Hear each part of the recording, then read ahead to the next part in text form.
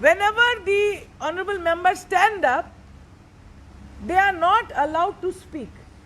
This kind of undemocratic behavior we have never seen.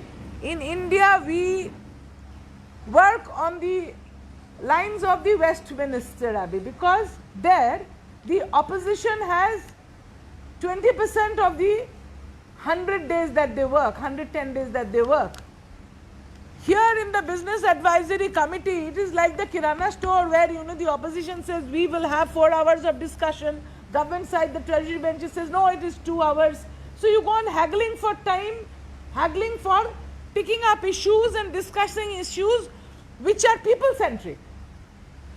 We had completely agreed with the government in the all-party meeting when we said that we would cooperate completely, go in for discussions. There are important issues to be discussed, including the farmers' bills, which are anti-farmer.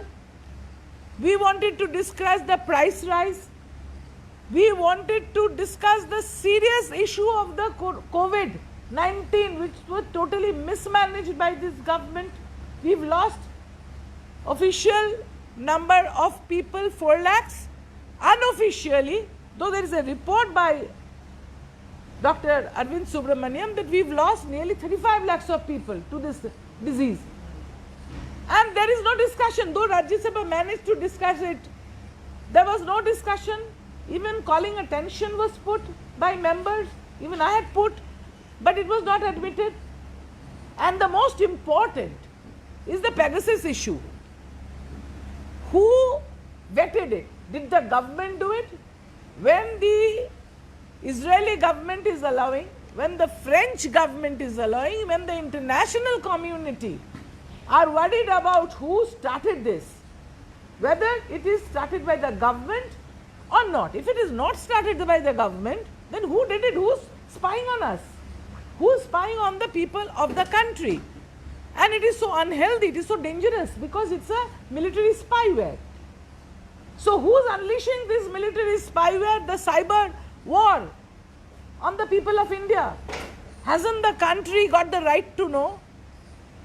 Isn't the elected members of Lok Sabha and the nominated honorable members of Rajya Sabha, they have the right to ask and be answered on the floor of the house, to be recorded for posterity? The country should know, the people should know, the world is asking the question. So at the moment, wherever we stand, the country is passing through great danger, and we feel that we are slowly losing on our constitutional democratic fabric, and we are here to discuss the issues.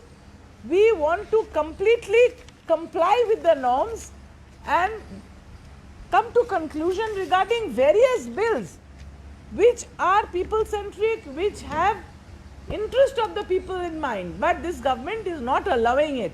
They are bulldozing it. This kind of bulldozing behavior cannot be accepted. The Lok Sabha does not have a speaker even after 782 days. This is the highest number of days that we've had since we had a deputy speaker. The highest number previous to this was 270 days in the 12th Lok Sabha, but now it has crossed 782 days. There is no deputy speaker in the Lok Sabha.